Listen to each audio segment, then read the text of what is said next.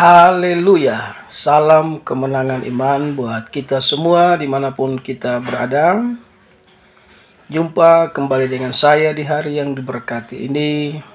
Seperti biasanya, menjawab setiap pertanyaan-pertanyaan di kolom komentar YouTube saya. Sebelum saya melanjutkannya, jangan lupa like, subscribe, share, dan berikan komentar-komentar yang bagus, supaya kita saling belajar, saling mengisi satu dengan yang lain. Sobat-sobat yang terkasih dalam Tuhan, ada beberapa pertanyaan perintah beribadah pada hari Minggu. Sebenarnya sudah saya jawab di video yang terdahulu. Itu bukan asumsi, tapi satu kenyataan.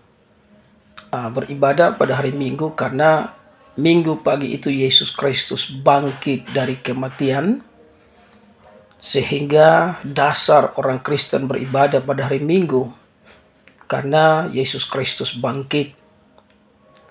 Ada 3 agama besar di dunia. Yahudi dipimpin oleh Nabi Musa, dan mereka mendapatkan perintah untuk beribadah pada hari Sabat, hari ke-7 atau hari Sabtu. Sabat artinya perhentian. Yang kedua, agama Islam yang dipimpin oleh Nabi Muhammad SAW, yang mendapat perintah beribadah pada hari Jumat. Sementara orang Kristen atau agama Kristen dipimpin langsung oleh Kristus, sehingga kami beribadah pada hari Minggu karena Yesus Kristus bangkit pada hari Minggu.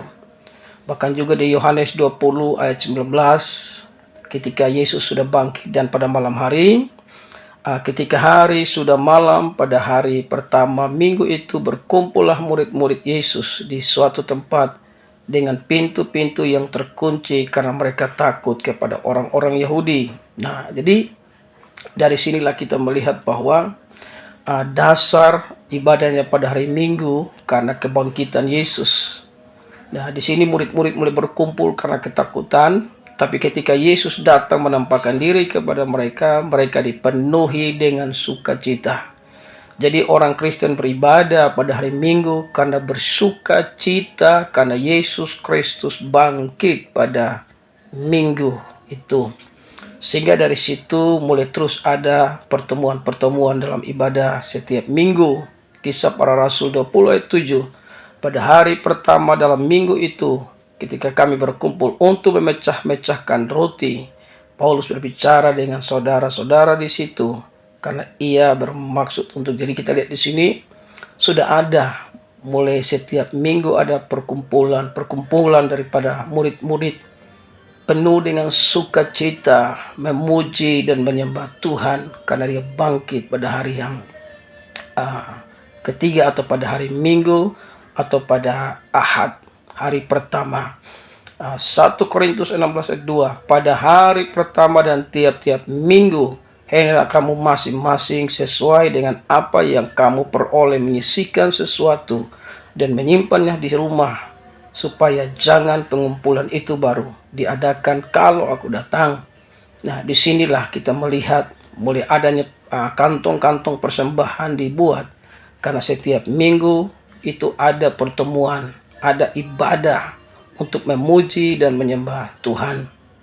Nah, membuktikan dia Tuhan di ayat yang ke-17 daripada Matius 28, ketika melihat dia, mereka menyembahnya. Jadi ketika Yesus bangkit dan menampakkan diri kepada murid-murid, mereka menyembahnya. Kenapa mereka menyembahnya? Karena dia adalah Tuhan yang datang dalam kemuliaan Tuhan, dalam tubuh kemuliaan setelah dia bangkit dari kematian. Walaupun ada beberapa orang yang ragu-ragu. Jadi tidak heran kalau sekarang banyak orang ragu tentang dia, itu wajar. Termasuk Anda yang bertanya itu juga sama seperti mereka yang ragu-ragu. Karena Anda menggunakan logika Anda, tapi Anda tidak melihat kembali ke dasar-dasar Alkitab. Bagaimana Yesus itu bangkit, itu bukan asumsi, memang kenyataan dia bangkit.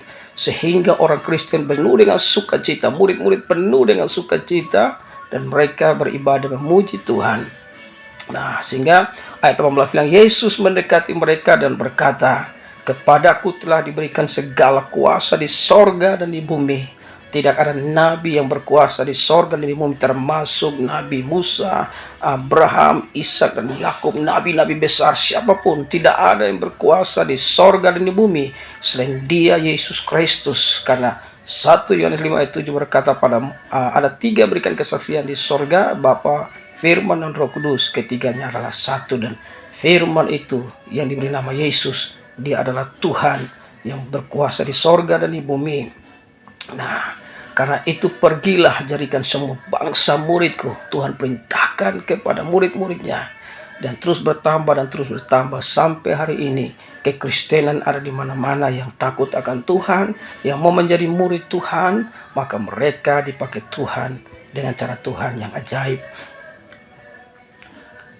Membuktikan Dia adalah Tuhan, karena Yohanes 8 ayat 12 berkata, "Maka Yesus berkata pula kepada orang banyak, katanya, Akulah terang dunia." Hanya Tuhanlah yang terang dunia. Tidak ada manusia satupun yang terang dunia. Dia dapat terang dari Tuhan. Yesus adalah terang. Dia adalah Tuhan. Dan hanya Dia yang berkata, "Akulah jalan dan kebenaran dan hidup." Tidak ada yang sampai kepada Bapa kalau tidak melalui Yesus Kristus Tuhan. Bahkan Dia berkata, Dia roti hidup yang turun dari sorga. Tidak ada nabi-nabi yang naik ke sorga dan turun kembali, kecuali Dia anak manusia yang turun ke bumi untuk menyelamatkan manusia. Jadi sangat jelas, ya, dimana dalam Matius 26 juga imam-imam bertanya kepada Dia, ayat 63, tetapi Yesus tetap diam. Lalu kata imam besar itu kepadanya, "Demi Allah yang hidup, katakanlah kepada kami, apakah Engkau Mesias, anak Allah, atau tidak?" Jawab Yesus, "Engkau telah mengatakannya." Yesus mengakui Dia adalah Yahweh. Dia adalah Tuhan yang harus disembah. Jika tidak menyembah Dia, saudara akan kehilangan anugerah keselamatan. Tidak ada yang sampai ke sorga tanpa melalui Yesus Kristus Tuhan. Sebab itu, makasih buat Anda yang bertanya. Anda mau percaya, puji Tuhan. Anda tidak percaya juga, tetap puji Tuhan. Karena Dia tetap Tuhan untuk selama-lamanya. Haleluya, salam kemenangan iman.